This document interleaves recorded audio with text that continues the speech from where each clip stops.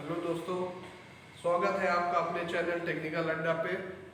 दोस्तों, जो आज पढ़ाई है, जो आज आपका सेशन है, जो जानकारी है, वो श्रेणी और समानांतर परिपथ से जो न्यूमेरिकल आते हैं, उन न्यूमेरिकल को कैसे सॉल्व करना, उनको कैसे बताना, कैसे समझना है, ये सारी जानकारी आज आपको इस वीडियो पे मिलेगी। इस वीडियो को लगातार देखिए, है ना, और दोस्तों को भी बताइए। बहुत बढ़िया। चलिए देखते हैं क्या होता है। पहली बात, श्रेणी समझिएगा। श्रेणी क्या होता है? किसी चीज को श्रेणी में हम कैसे लगाते हैं। मान लीजिए आपके पास एक लैंप है, ये एक लैंप हुआ, लैंप का पहला सिरा है और ये लैंप का दूसरा सिरा। हमने वहीं पर क्या ले लिया, एक और लैंप ले लिया और एक और लैंप ले लिया। करेक्ट बात है ना? ये इसका पहला है, ये इसका दूसरा, ये पहला और ये दूसरा हो गया। ठीक है, तो किसी लैंप का दूसरा सिरा अगले लैंप के पहले सिरे से तथा दूसरे लैंप का दूसरा सिरा अगले लैंप के पहले सिरे से जुड़ा हो, इस प्रकार का कनेक्शन कौन सा कहलाता है? ये आप देखकर बता देंगे, ये श्रेणी कनेक्शन होता है। समझ गए ना बात को? श्रेणी कनेक्शन का उपयोग झालर बनाने में किया जाता है। क्या कहाँ पर करते हैं? झालर बनाने में, या सजावटी लैंप बनाने में, या कहीं प्रदर्शनी मेले लगे हो, वहां पर जो लैंप लगे होते हैं वो कहाँ पे कहना चाहिए? श्रेणी में लगे होते हैं। ठीक है ना? अब श्रेणी में कनेक्शन करने का मतलब क्या होता है कि श्रेणी में क्या है कि विद्युत धारा के लिए एक ही रास्ता है। ठीक है, विद्युत धारा के लिए एक ही मार्ग होने के कारण करंट का मान क्या होगा? करंट का मान सेम होगा। ठीक है ना? करंट का मान सेम होगा और वोल्टेज का मान क्या हो जाएगा? अलग अलग हो जाएगा। मतलब यहाँ पर वोल्टेज अलग होगा, यहाँ पर वोल्टेज अलग होगा और यहाँ पर वोल्टेज अलग होगा। इसीलिए इसका उपयोग कहाँ पर किया जाता है? जहाँ पर हमको करंट समान चाहिए। ठीक है ना? तो ये हो गया श्रेणी। अब बात करते हैं समानांतर परिपथ की। समानांतर परिपथ, पहले आप परिपथ जान जाएंगे ना, तो उसके बाद न्यूमेरिकल करने में मजा आएगी। अब समानांतर परिपथ देखिए, ये एक लैंप हुआ, ठीक है, ये दूसरा लैंप हुआ और ये तीसरा लैंप हुआ, है ना। अब ये तीनों लैंपों को आपस में, मतलब इसका पहला सिरा, इसका पहला, इसका पहला आपस में जोड़ दीजिए, इसका दूसरा, इसका दूसरा, इसका दूसरा आपस में जोड़ दीजिए और एक तार यहां से निकालकर कनेक्शन कर दीजिए। समझ रहे ना बात को? ये कौन सा कनेक्शन हो गया? समानांतर परिपथ कहला। समानांतर परिपथ में विद्युत धारा के लिए, ये देखिए यहां से भी करंट फ्लो हो रही है, यहां से करंट प्रवाहित हो रही है, तो यहाँ पर क्या होगा? यहाँ पर करंट के लिए अलग अलग धाराएं बन जाएंगी, मतलब करंट का मान अलग हो जाएगा। अलग अलग मतलब यहाँ पर अलग करंट होगी, यहाँ अलग, यहाँ अलग। और वोल्टेज क्या होगा? वोल्टेज सभी जगह समान होगा। क्या होगा? समान होगा। मतलब इस परिपथ का उपयोग अपने घरों में जो वायरिंग की जाती है, इंडस्ट्रियल में जो वायरिंग होती है, वो वायरिंग पैरेलल कनेक्शन यानी कि समानांतर परिपथ में बनाई जाती है। समानांतर परिपथ में क्वालिटी ये है जहां पर हमको वोल्टेज बराबर चाहिए। समझ रहे हैं? जैसे यदि श्रेणी में, यदि तुम कहते हो कि सर यदि मैं अपने घरों में श्रेणी कनेक्शन कर ले तो क्या होगा? तो मान लीजिए आपके यहाँ 20 रूम लगे हुए हैं, आपने सभी को श्रेणी में कर दिया है, तो पहला रूम का लैंप तो बहुत अच्छा जलेगा, लेकिन जो सबसे अंतिम वाला तुम्हारा रूम है, वो रूम में लाइट ही नहीं आए, क्योंकि वहाँ वोल्टेज बहुत खत्म हो जाएगा, पूरा ड्रॉप हो जाएगा। समझ रहे ना बात को? तो इसीलिए किसमें करते हैं? पैरेलल कनेक्शन में इसका इस्तेमाल होता है। ठीक है ना? अब न्यूमेरिकल की ओर चलते हैं। ये बहुत महत्वपूर्ण जानकारी है, यहाँ से भी प्रश्न आते हैं कि सीरीज में, सीरीज का उपयोग कहाँ होता है, पैरेलल कनेक्शन का उपयोग कहाँ होता है, श्रेणी कनेक्शन में क्या वोल्टेज का मान होता है, क्या करंट का मान होता है, पैरेलल में क्या वोल्टेज का मान होता है, क्या करंट का मान होता है। अब देखिए, अब यहाँ पर क्या है कि 3 रेजिस्टेंस है जो कि किसमें लगे हुए हैं? श्रेणी में। एक है 2 ओम का, एक 4 ओम का और एक 2 ओम का, मतलब 3 रेजिस्टेंस है, 2, 4, 2 ओम के लगे हुए। श्रेणी में क्या क्या होता है कि RT हमेशा R1 plus R2 plus R3 हो जाती, और पैरेलल में हमेशा R1 plus R2 plus R3 हो जाती। समझ रहे ना बात को? नहीं समझे? ये सीरीज का है और ये पैरेलल का है। बात समझना। आपने देखा होगा श्रेणी कनेक्शन में सभी प्रतिरोध आपस में क्या हो जाते हैं, जुड़ जाते हैं, मतलब ये टोटल प्रतिरोध आपस में जुड़ जाते हैं। लेकिन पैरेलल में क्या होता है, 1/R1 plus 1/R2 plus 1/R3 हो जाता है। मतलब इन्हीं सूत्रों के माध्यम से हमको सॉल्व करना है। ठीक है, बात को समझिएगा। क्योंकि बहुत ही, और दूसरी बात ये है कि जितने भी चित्र हैं इन सभी चित्रों को हम छोटा छोटा करेंगे ना तो वो और क्लियर होता जाएगा। जैसे अब इसका टोटल रेजिस्टेंस निकालना है, RT टोटल रेजिस्टेंस होगा R1, चूंकि कनेक्शन श्रेणी में है तो R1 plus R2 plus R3 हो जाएगा। R1 का मान कितना दिया है, 2 ओम, R2 का मान 4 ओम, R3 का मान 2 ओम, यानी कि ये हो गया टोटल 8 ओम का रेजिस्टेंस। ये क्लियर हुई बात। इस तरह का मिल जाएगा यदि मान लीजिए ये एक लैंप हमने लगाया, ये दूसरा लैंप लगाया, ये तीसरा लैंप लगाया, ठीक है, ये 6 ओम का है, ये 7 ओम का है, ये 15 का है, तो इसका टोटल रेजिस्टेंस क्या हो जाएगा, RT बराबर ये 7 7 6 13 13 धन 15 इक्वल टू ये 5 3 8 28 ओम इसका आंसर हो जाएगा। तो श्रेणी में किस प्रकार से निकालना पता चल गया होगा। मतलब जितने भी श्रेणी में लगे हैं सभी को आप जोड़ दीजिए। ठीक है, आगे चलते हैं। दूसरा है पैरेलल में। पैरेलल में देखिए हमेशा पैरेलल में 1/RT करके करते हैं, है ना, 1/R1 प्लस 1/R2। तो देखिए R1 2 ओम का है, अब ये पैरेलल में लगा है, सही बात है ना। कैसे पता चला, क्योंकि इसके पहले से ये आपस में जकड़े हुए हैं, आपस में एक तार से बंधे हुए हैं, और इसका दूसरा सिरा भी आपस में एक दूसरे से बंधा हुआ। तो देखिए पैरेलल में इस तरह से निकालते हैं, 1/R1 plus 1/R2 plus 1/R3। ठीक है, समझ में आ रही बात। अब देखिए R1 में कितना है, 1/2, R2 में है 1/4, R3 में है 1/2। इनका एलसीएम लेंगे तो हमको क्या हो मिलेगा, 4 का भाग करवाएंगे तो 2 आएगा, 2 में 1 का गुणा कराएंगे तो 2 1 का 2, 4 में 4 का भाग कराएंगे तो 1 आएगा, 1 में 1 का गुणा कराएंगे तो 1 आएगा। ठीक है, और 2 2 नहीं 4, 2 1 का 2, ये हो गया 2 4 1 5, यानी 5/4। ये 1/RT बराबर होता है 5/4। तो RT बराबर क्या हो जाएगा, 4/5 यानी 0.8 ओम। समझ रहे ना बात को? नहीं समझ में आई? देखिए कुछ नहीं था, पैरेलल में हमेशा 1/R1 1/R2 1/R3 से निकालते हैं। ठीक है, हमने R1 की वैल्यू 2 ओम रखी, R2 की वैल्यू 4 ओम रखी, R3 की वैल्यू 2 रखी। इसका एलसीएम लिए भाग कराए और गुणा कराए, ये तो आप लोगों ने 8वीं 7वीं में भी पढ़ा होगा। ठीक है, 1/RT निकला इतना, ये 1/RT की वैल्यू इतनी निकली, मगर टोटल RT की वैल्यू हमें इन्वर्स कर देना है, मतलब जो नीचे है जो डिनोमिनेटर है उसको न्यूमिनेटर बना देना है। ठीक है, तो इस तरह से तुम्हारा हमें क्या पता चला कि श्रेणी में प्रतिरोध का मान बढ़ जाता है और पैरेलल में प्रतिरोध का मान घट जाता है। समझ रहे हैं ना बात को? बहुत बढ़िया।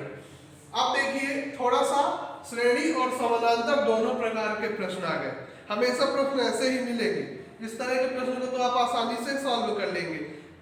यदि श्रेणी में है तो R1 R2 R3, और श्रेणी में नहीं है यानी पैरेलल में है तो 1/R1 plus 1/R2 plus 1/R3 से आप निकाल लोगे।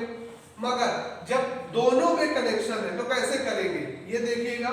हम इनमें क्या करते हैं, पहले पैरेलल वाले को एक रेजिस्टेंस बना लेते हैं। ठीक है, इस वाले पूरी प्रोसेस को तो कैसे निकालेंगे देखिएगा।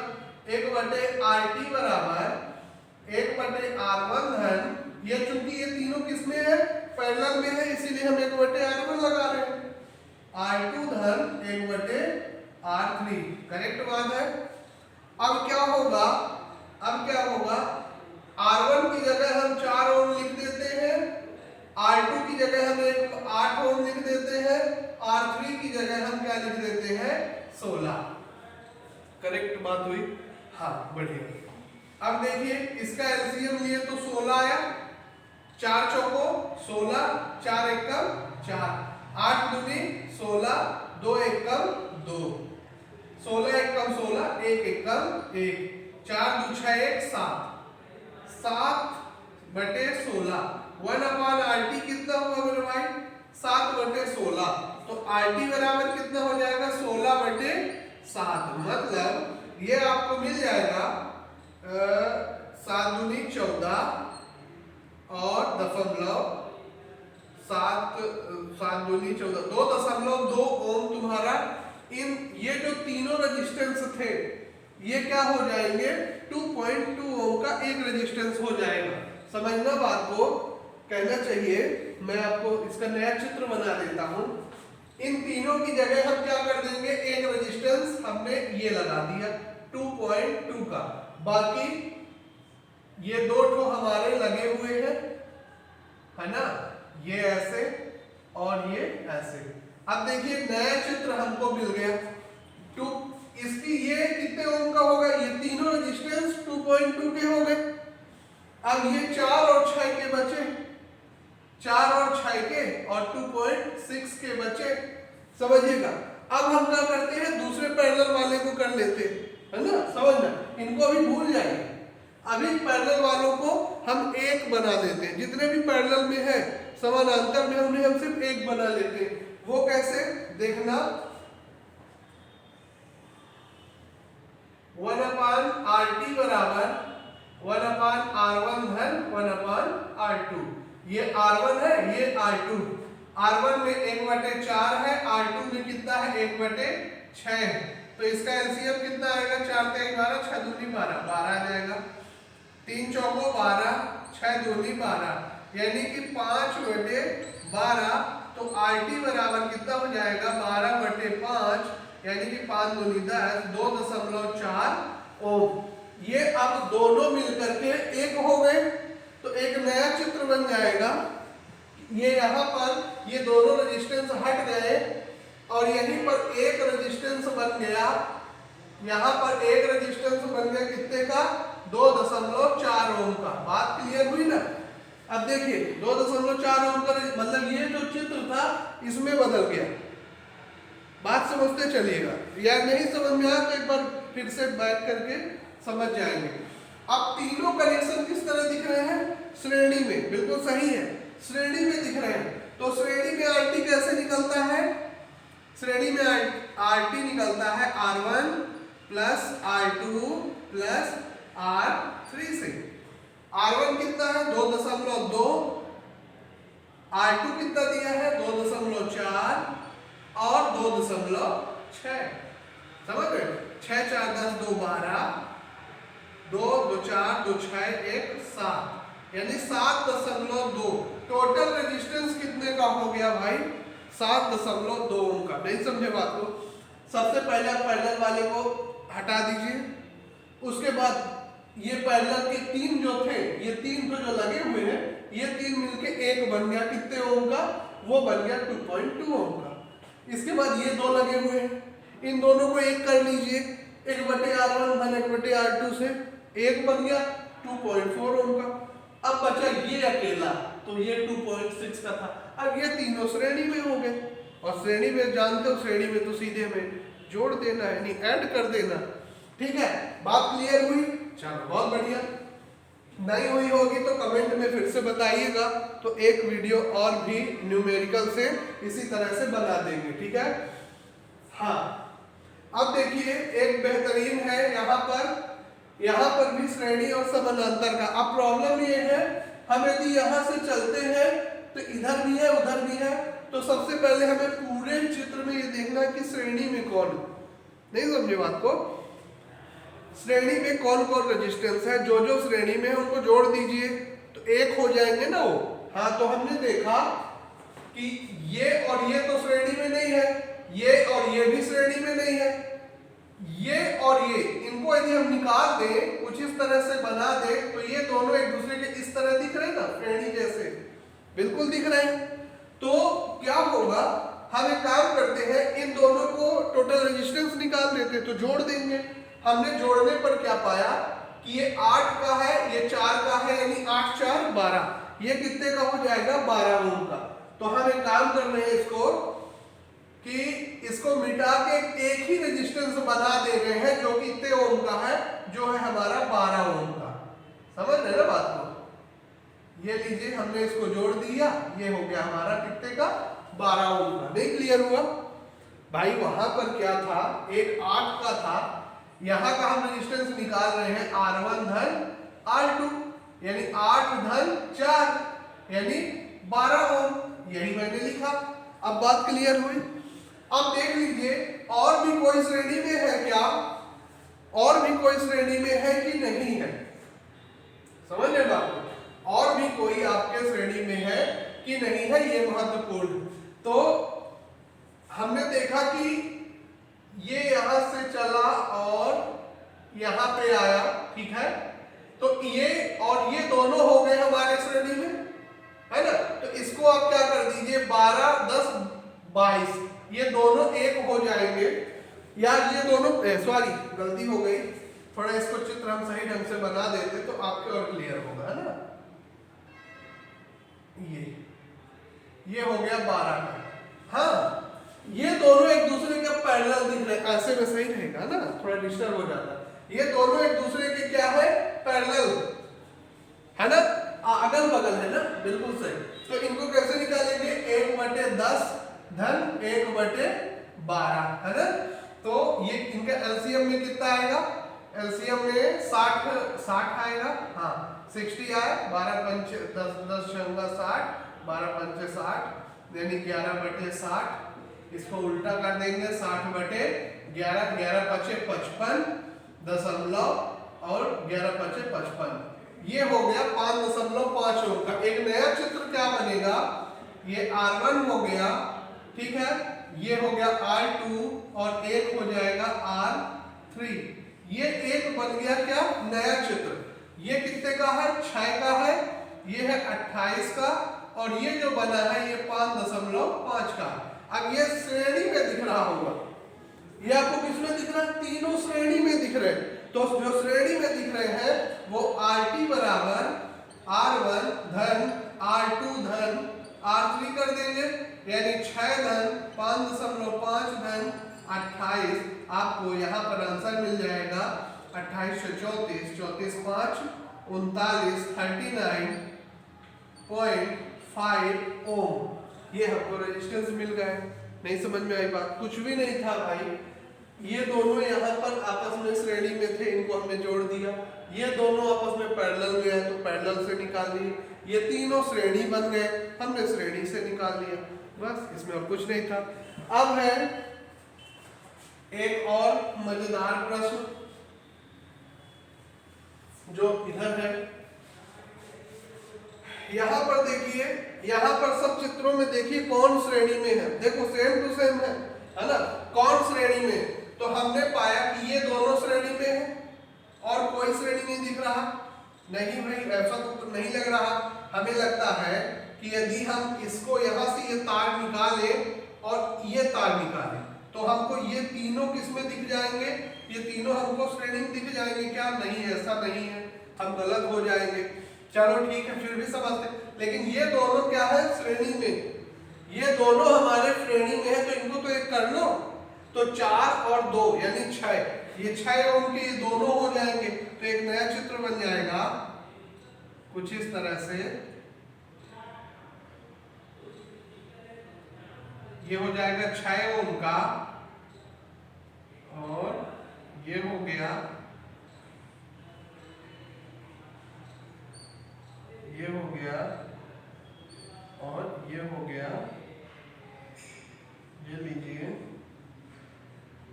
ये देखिए, ये कितने का हो गया? हमने इसको और इसको ऐड कर दिया तो 6 ओम का एक रेजिस्टेंस बन गया ना। अब देखिए ये दोनों एक दूसरे के क्या है, पैरेलल लगे हुए। बात समझना, ये दोनों एक दूसरे के, ये 12 ओम वाला और 6 ओम, ये दोनों एक दूसरे के क्या है, पैरेलल लगे हैं। तो इनको ऐसे कर लेते हैं, 1/6 धन 1/12, यहाँ पे 12 आ गया, 2 1 यानी 3/12, 3 चौको यहाँ 4 ओम आ गया। तो ये दोनों मिलकर के एक रेजिस्टेंस बना लिए, जो कितने का बना, 4 का बना। नया चित्र कैसा बनेगा, कुछ इस तरह से बनेगा। ये हुआ, ये हुआ, ये हुआ और ये हो गया। ठीक है, कुछ इस तरह से चित्र बन जाएगा। ये दोनों मिलकर के कितने का बना लिए, 4 का बना लिए, है ना। और ये हमारा ऑलरेडी 6 का था, ये हमारा कितने का था, 12 का था। अब देखिए श्रेणी में कौन कौन है, ये 6 और 4, ये दोनों श्रेणी में है। तो ये दोनों मिलकर के 6 4 10 ओम का बन जाएंगे। ये कितने का बन जाएगा, ये मिल जाएगा 10 ओम का। चलिए ठीक है, हम एक 10 ओम का रेजिस्टेंस बना लेते हैं। ये हो गया हमारा कितने का, 10 ओम का। बात क्लियर हुई। ये 10 ओम का हो गया। अब क्या है, अब देखते हैं ये और ये दोनों पैरेलल, ये है 20 का। कैसे पता चला पैरेलल है, उसको यहां पे बना लेते हैं। ये 10, ये देखो ये दोनों क्या है, एक दूसरे के पैरेलल है, समानांतर में है। तो 1/10 धन 1/20 कर दीजिए, ये 20 आ जाएगा, ये 2 1 यानी 3/20 यानी 20/3 कर दीजिए। 3 6 18 और 3 6 6.6 ओम। अब इसकी जगह आप एक रेजिस्टेंस ले लीजिए, जो कितने का हो गया, वो हो गया 6.6 ओम का हो गया। एक एक स्टेप समझते चलिएगा, जो नहीं समझना था उसको पीछे करके आप देख सकते हैं। अब देखो ये तीनों श्रेणी में हो गए, किसमें हो गए, ये तीनों श्रेणी में। एक 4 का था और ये 12 का था, 4 6 10 12 22 22.6 ओम हमारा क्या हो जाएगा, रेजिस्टेंस हो जाएगा। कुछ भी नहीं करना, सबसे पहले क्या देखना होता है कि कौन कौन चीजें श्रेणी में है। जो श्रेणी में है उनको जोड़ के एक रेजिस्टेंस बना दीजिए। फिर जो पैरेलल में है उनको 1/R1 धन 1/R2 से कर लीजिए। फिर ऑलरेडी वो सब तीनों श्रेणी में फिर से मिल जाएंगे और फिर से उनको जोड़ के आप आंसर निकाल सकते हैं। एक किरचॉफ करंट लॉ है, KCL यानी आने वाली धारा तथा जाने वाली धारा का बीजगणितीय योग 0 होता है। तो उससे संबंधित एक न्यूमेरिकल है। तो एक तरफ आने वाली धारा देख लीजिए, एक तरफ जाने वाली धारा देख लीजिए। देखिए यहाँ पर ये जो है आने वाली धारा है, तो आने वाली धारा इधर कर देता हूँ और उधर तरफ जाने वाली, तो 10 वाली आ रही है। और कौन आ रहा है, 5 भी आ रहा है। ये देखिए तीर का चिन्ह बना हुआ अंदर की ओर, और एक 2.5 भी आ रहा है ना। अब बाहर कौन कौन सी जा रही है, देखिए 6 जा रही है और साथ में कौन सा बाहर कोई और जा रहा नहीं, एक x जा रहा। ठीक है, इतनी चीजें जा रही हैं। अब क्या करिए, इसको जोड़ लीजिए। 10 5 15 15 2 17 17.5, ये आ गया 17.5 बराबर 6 धन x, 6 इधर आएगा, 17.5 माइनस 6 बराबर x, तो यहाँ पर आ जाएगा 11.5 एम्पियर बराबर x। x की वैल्यू मतलब बाहर कितनी धारा जा रही है, वो 11.5 एम्पियर धारा बाहर की ओर जा रही है। कुछ नहीं था, इसमें हमें तीर का चिन्ह देखना है। तीर का चिन्ह जो अंदर की ओर, जैसे ये तीर का चिन्ह अंदर की ओर, अंदर वाले एक साइड, बाहर वाले एक साइड। फिर क्या हुआ, अंदर वालों को जोड़ लीजिए। जो बाहर में ये वाली डिजिटल वाली राशि है उसको आप इस पार ले जाइए, माइनस में हो जाएगी चूंकि प्लस में है। ठीक है, तो माइनस में हो गई, घटने के बाद हमको वैल्यू मिल जाएगी। ये न्यूमेरिकल बहुत महत्वपूर्ण था। आपको नहीं समझ में आया तो एक बार फिर से वीडियो देखिए, आपके क्लियर हो जाएगा। या फिर कमेंट करिएगा तो 2-4 क्वेश्चन का एक और सीरीज बना दूंगा, उसमें से आपको बहुत ही प्रॉफिट हो, क्योंकि पेपर में ऐसे ही आते हैं। धन्यवाद।